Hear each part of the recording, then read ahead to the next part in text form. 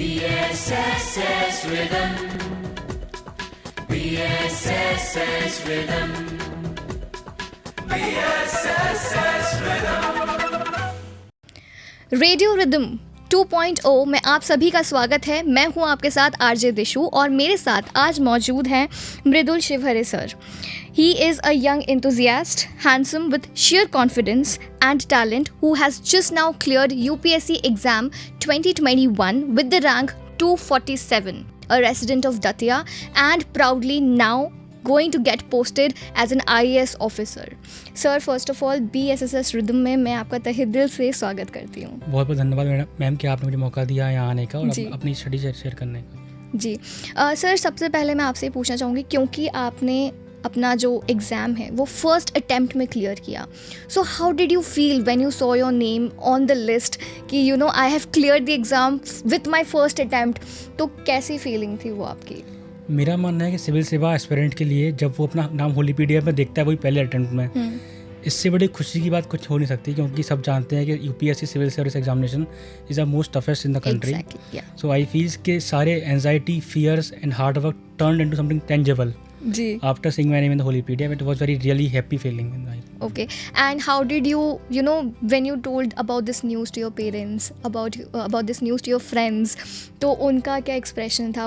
what did they feel कि you know हमारे बेटे ने नाम रोशन किया है, तो कैसी उनकी क्या खुशी थी, कैसा उन्हें महसूस हुआ? एक्चुअली दतिया से मैं जहाँ से मैं आता हूँ वहाँ मैं दतिया का सेकंड IAS हूँ अभी 70 ईयर्स में जी।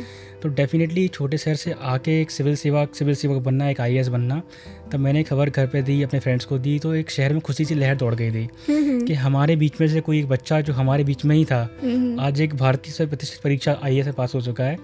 और डेफिनेटली जैसे ही रिजल्ट आया कि एक कॉन्ग्रेचुलेशन मैसेज, फ़ोन कॉल्स आना इतने स्टार्ट हुए कि अभी तक वो सिलसिला चल रहा है। जी। तो मेरा मानना है कि बहुत खुशी की लहर थी जो पूरी दतिया में लहर, और मैं चाहता हूँ कि आगे चल के और भी सफल हो और ऐसे ही लहर चलती रहे। बिल्कुल बिल्कुल। एंड आई जस्ट विश कि आपने जो ये कामयाबी हासिल करी ऐसी और ऊंचाइयों पे आप आगे आगे बढ़ते जाइएगा और नाम रोशन करते जाइएगा सबका। सो इसी के साथ सर मैं आपसे एक चीज़ ये पूछना चाहूँगी कि जो UPSC एग्ज़ाम्स, जैसे कि आपने कहा कि one of the toughest exams of the state है, ऑफ द कंट्री है, ठीक है, तो क्या आपने किस तरीके की आपकी लर्निंग जर्नी थी? What did you do, what was your practices जो आपने अडॉप्ट किया ताकि आप एक अच्छा सक्सेसफुली अपना एग्ज़ाम कंप्लीट कर पाएँ, क्लियर कर पाएँ हर चीज़ को? In second year of my graduation मैंने BA किया है पॉलिटिकल साइंस में। मैंने सोचा था कि मुझे सिविल सेवा में ही जाना है, तो सेकेंड ईयर से मैंने तैयारी करी UPSC सिविल सर्विस एग्जामिनेशन की, और डेफिनेटली मेरे कुछ मंत्रा थे एग्जामिनेशन पास करने के, like syllabus, previous year question, उनकी नोट्स मेकिंग, मैंने बहुत उनको रिलीजियसली फॉलो किया है। या सेकेंडली न्यूज़पेपर्स, मैंने इन चीज़ों को बनाया बाइबल और उसके आधार पर मैंने तैयारी करी अपनी। और मेरा ये मानना है इस परीक्षा में सिर्फ एकेडमिक ही नहीं, आपका सपोर्ट सिस्टम कैसा हो जाना इंपॉर्टेंट मैटर करता है जी। तो definitely academic and non academic side of the coin help me a lot and fortunately I am here with you in the first attempt. Definitely, and I think that was really nice कि आपने अपने मंत्रास, अपने Bibles हमारे listeners के साथ share करें, हमारे viewers के साथ शेयर करें। सर मैं ये जानना चाहूँगी कि for every journey there are some challenges, बहुत सारी कठिनाइयाँ होती हैं, may it be in your learning process, may it be from your family side और एनी ईदर वेज, कुछ भी हो सकता है। So what were your challenges and how did you overcome them? First तो मेरा एक फोबिया था, मतलब फोबिया नहीं, वो कहीं नहीं रियलिटी भी है कि जनरली जो कैंडिडेट सेलेक्ट निकल रहे हैं UPSC में वो they are from the IITs, DU और JNU, और मैं काफ़ी ऑर्डिनरी, काफ़ी साधारण से कॉलेज से BA किया मैंने, माइंड वो डमी कॉलेज था ऑलमोस्ट वो। तो मेरा फोबिया था कि कहीं ना कहीं ये बड़े कॉलेज से लोग आ रहे हैं, काफ़ी अच्छे शहरों से आ रहे हैं, कहीं ना कहीं मैं पीछे रेस में ना रह जाऊँ, मेरा एक पहला फोबिया ये था। सेकेंडली मैं कहूँगा कि मेरा हेल्थ का काफ़ी कंसर्न था पूरे प्रोसेस के दौरान। जैसे प्रीलिम्स में स्टमक अल्सर थे, मेंस में चलता रहा, मेंस में कोविड हो गया, जिससे मैं सारे पेपर कर नहीं पाया, इसकी मेरी सारी रैंक नीचे हो गई है। तो मैं कहूँगा हेल्थ का इशू आता है, डिमोटिवेशन आता है कि इतने बड़ा एग्जाम 10 लाख लोग अपियर होते हैं, 180 गेट्स था IAS, तो कहीं ना कहीं लगता है कि कैसे होगा, अपना कैसे होगा, इतने बड़े लोग बैठ रहे हैं। तो कहीं ना कहीं ये चैलेंज है वो सारे कॉमन है, सारे एस्पिरेंट्स के लिए आते हैं जी। लेकिन मैं कहूँगा कि सिविल सेवा में ही आपको सिर्फ प्रेशर ही हैंडल करना है जी। तो अगर आप तैयारी में परसिवरेंस नहीं दिखाएंगे शायद आपको काफ़ी दिक्कत आने वाली है। राइट। तो I request all the aspirants who are listening to me that please perseverance, dedication और डिसिप्लिन रखिए अपनी लाइफ में, और डेफिनेटली आप निश्चित रूप से एक दिन सिविल सेवा जरूर बनेंगे जी। सर आई जस्ट विश कि आपने जो भी हमें सारे चैलेंजेस बताए, ऑफ कोर्स कोविड एक बहुत बड़ा चैलेंज था जिसे आपने भी ओवरकम किया, end of course all around the people around the world they have overcomed Covid in a very strong way, I believe. Sir, जैसे आपने कहा कि डीमोटिवेटेड हो जाते हैं बहुत सारे बच्चे ये सोचकर कि इतने सारे लोग अपीयर हो रहे हैं from great institutions, specially IIT and IIMs, तो कॉम्पीट करना बहुत मुश्किल है.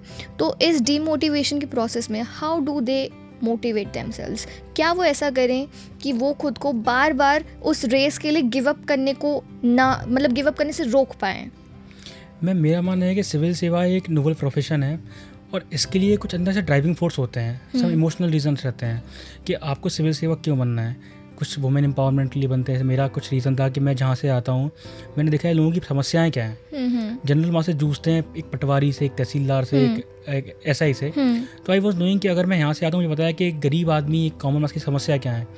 अगर मैं एक दिन ऐसा सिविल सेवा बन सकूँ जो इनकी हेल्प कर सकूँ, तो मेरा ये ड्राइविंग फोर्स था. जब भी सोचता था कि कैसे होगा, मुझे लगता था उनकी शक्ल याद आती थी कि मैं क्यों कर रहा हूँ सिविल सेवा, मैं क्यों जाना चाहता हूँ, ताकि उनकी मदद कर सकूँ. राइट. तो वाई IAS और the why civil service is the only thing which can overcome the demotivation time. So this is a very much important part. Exactly. I believe if you stay grounded to your cause कि हमने क्यों शुरू किया था, at the point when you feel that you are going to give up or you just feel that I cannot be in the race anymore, just remembrance of the point that the fact why did you started was something जो आपको वापस motivate कर सकते हैं. I think that is really amazing to hear. Sir, इसके साथ मैं ये जानना चाहूँगी कि बहुत से students बहुत बार कई बार अटैम्प्ट करते हैं. कोई लोग 3 अटैम्प्ट्स करते हैं, कोई लोग 4 अटैम्प्ट्स करते हैं और कई बार फेल हो जाते हैं और हताश हो जाते हैं. बट आपने फर्स्ट अटैम्प्ट में क्लियर किया, तो उन स्टूडेंट्स को जो कई बार डिमोटिवेट हो जाते हैं because of that fear of failure कि अगले बार कहीं हम फेल ना हो जाए, आप उनको क्या बोलोगे कि आपने इस बार अटैम्प्ट दिया, अगर आपका नहीं हुआ clear, then what would you suggest to them? मैं सिर्फ ये कहूँगा कि UPSC में अटैम्प्ट डेट एक नंबर है. आप जिस दिन आईएएस बनेंगे उसी दिन से आप जवान हो जाएंगे. जी. कोई मैटर नहीं है कि आपके पहले में हुआ है, 5वें में, 6वें में हुआ है. मेरा ये मानना है कि जिसका 5वें हुआ है ज़्यादा मैच्योर होते हैं, ज़्यादा से पब्लिक को सर्व कर सकते हैं. तो प्लीज़ बी परसिवरेंट, क्योंकि आपका परसिवरेंस ही चेक होगा सिविल सेवा में आने के बाद. आपके भाई के प्रेशर आएंगे, आपको डिसिप्लिन रहना अपनी लाइफ में. तो प्लीज़ डोंट थिंक कि किसी का पहले में हो गया वो काफ़ी इंटेलिजेंट है, तो कुछ भी नहीं है. आप लोग इक्वली इंटेलिजेंट, आप इक्वली डिजर्विंग है. ये जस्ट थोड़ा सा आपकी थोड़ी अप्रोच में समस्या थी और थोड़ा सा आपको मोटिवेशन का थोड़ा इशू था, उसमें दिक्कत आ रही है. एंड आई एम श्योर कि आप इसको ओवरकम करेंगे. और please I will again recall my point that don't feel that you have not clear in the first attempt or second attempt. Attempt is just a number. Right, exactly. I feel that's really motivating, that attempt is just a number. It does not matter whether you attempt at the first first chance or you clear your exam by the 5th or the 6th chance. It does not matter. What matters is that you are at the position, you have achieved your aim and your goal. इसके साथ एक बहुत अलग सा सवाल मैं आपसे पूछना चाहूँगी जो मोटिवेशन से या इन सारी चीज़ों से परे है. बहुत से स्टूडेंट्स जो देख रहे होंगे या सुन रहे होंगे, they might be preparing for the exams, तो वो ये ज़रूर जानना चाहेंगे कि किस तरीके से पेपर्स आते हैं या किस तरीके से इंटरव्यू राउंड्स होते हैं. What is expected out of a candidate in an interview level और इन एन रिटन पेपर? मेरा ये मानना है कि UPSC एग्ज़ाम नहीं है, ये प्रोसेस है. और UPSC की खास बात यह है कि आपकी पर्सनालिटी चेक करता है डिफरेंट फेसेट्स पे, प्रीलिम्स में, मेंस में, इंटरव्यू में. जैसे कि मेंस में कुछ आती है केस स्टडी कि आप डिस्ट्रिक्ट कलेक्टर हैं, आप SP हैं, आप सरपंच हैं. I can recall one question that आप सरपंच हैं और जो मिड डे मील में जो महिला खाना बना रही है वो एक्स कम्युनिटी की है. अपर कास्ट बोल रहे हैं कि हमारे बच्चों का हाथ का खाना नहीं खाएंगे. तो दिस शोज दैट कि UPSC चाहती है आपकी कैसी डिसीजन मेकिंग स्किल्स हैं, आप उसको कैसे आंसर लिखेंगे. तो आपकी पर्सनालिटी चेक होती है UPSC में, और डेफिनेटली इंटरव्यू का नाम ही पर्सनालिटी टेस्ट है. दे वांट टू कि अगर आप एक दिन सिविल सेवा बनेंगे तो क्या समाज की समस्याएं हल कर पाएंगे. क्योंकि इंडिया या डेवलपिंग कंट्री, यहाँ बहुत सारी प्रॉब्लम्स हैं. वुमेन एम्पावरमेंट का इशू है, PWD का इशू है. तो क्या आप सॉल्यूशन दे पाएंगे इस समस्याओं का? तो मेरा ये मानना है कि UPSC wants to check your personality at different level, the facets of personality, and make sure that you groom your personality with the coming time. This is the only mantra to success in the exam. जी sir, जैसा आपने कहा कि personality groom करने की ज़रूरत है, तो क्या आप कुछ टिप्स देना चाहेंगे, ट्रिक्स देना चाहेंगे उन कैंडिडेट्स को जो खुद की पर्सनालिटी को डेवलप करने की कहीं ना कहीं कोशिश कर रहे हैं इन टर्म्स ऑफ कम्युनिकेशन और इन टर्म्स ऑफ नॉलेज या डिसीजन मेकिंग? तो कुछ टिप्स आप उन्हें देना चाहेंगे कि कैसे वो कर सकते हैं ये? पहला तो मानना इसमें मेरा यह है कि स्टेज फियर, आपको जब और जहाँ मौका मिले आप प्लीज़ घबराइए और शर्माइए नहीं, क्योंकि अगर आप अभी घबरा गए तो यूपीएससी इंटरव्यू आप फेस नहीं कर पाएंगे। राइट। सेकेंडली मेरा मानना यह है कि reading newspapers and listening to news is very much important, क्योंकि आप एस्पायर कर रहे हैं आईएएस के लिए और आईएएस का काम ही है सॉल्यूशन देना और पॉलिसी बनाना। जी। तो newspapers, reading newspapers, having got a healthy life, news सुनिए आप, और प्लस सबसे आखिरी बात मेरा ये है कि आप सपोर्ट सिस्टम अपना अच्छा रखिए। राइट। आपका पीयर ग्रुप कैसा है, ये बहुत ज़्यादा इंपॉर्टेंट है। और डेफिनेटली मेरा मानना है कि इसका सबका एमलगेमेशन आपको डेफिनेटली सक्सेस दिलाएगा एक दिन। जी बिल्कुल सर। इसके साथ एक आखिरी सवाल मैं आपसे ये पूछना चाहूँगी, बहुत सी जगहों पे मैंने ऐसा सुना है, like I am not very sure of the fact, लेकिन फिर भी जब स्टूडेंट्स एक बड़े एग्जामिनेशन की प्रिपरेशन करते हैं, यूपीएससी जैसे एग्ज़ाम की प्रिपरेशन करते हैं, और कई बार अगर सक्सेसफुल नहीं हो पाते, they go to the wrong paths. Okay, so कैसे खुद को उस प्रेशर में गलत रास्ते पे जाने से रोक सकते हैं स्टूडेंट्स? मेरा मानना ये है कि यूपीएससी का मतलब ही प्रेशर हैंडलिंग है, और आपको ये बात समझनी पड़ेगी तैयारी कर रहे हैं सिविल सेवा की, कि आपको परसिवरेंस और प्रेशर हैंडल करने की आदत होनी चाहिए। क्योंकि डेफिनेटली आप आज कल सिलेक्ट हो जाएंगे, अब करना क्या, आपको प्रेशर हैंडल करना है, जनता की आवाज़ सुननी है। तो प्लीज़ मेक श्योर कि प्रेशर हैंडल आपकी पर्सनालिटी का एक पार्ट हो जाए।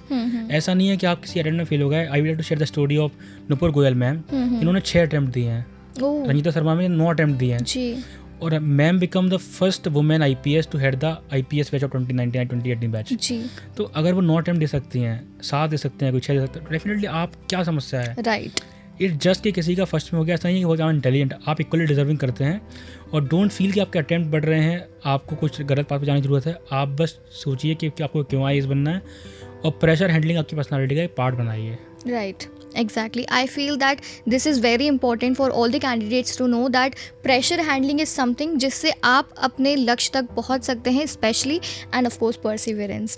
सर, इसी के साथ मैं अपनी छोटी सी इस वार्तालाप को आपके साथ ख़त्म करती हूँ, और जाने से पहले मैं चाहूँगी कि जितने भी स्टूडेंट्स, जितने भी कैंडिडेट्स, जितने भी व्यूअर्स और लिसनर्स हमें सुन रहे हैं, देख रहे हैं, उनके लिए एक लास्ट नोट या लास्ट मैसेज आपकी तरफ से क्या होगा? मेरा एग्ज़ाम के लिए ये नोट मैसेज रहेगा, read less, think more and revise more. This is the key for the examination. And apart from this, non academic side में कहूँगा कि प्लीज़ अपनी पर्सनालिटी ग्रूम करिए, be a good human. UPSC जिंदगी का part है, जिंदगी नहीं है। तो please make it a part of life, not your life. Oh my God, I think that was really amazing to have Mridul sir with us, and thank you sir so much BSSS Rhythm Radio 2.0 में हमारे साथ यहाँ जुड़ने के लिए, और हम तहे दिल से आपका शुक्रिया अदा करते हैं। Thank you so much. Thank you so much. BSSS Rhythm, BSSS Rhythm, BSSS Rhythm.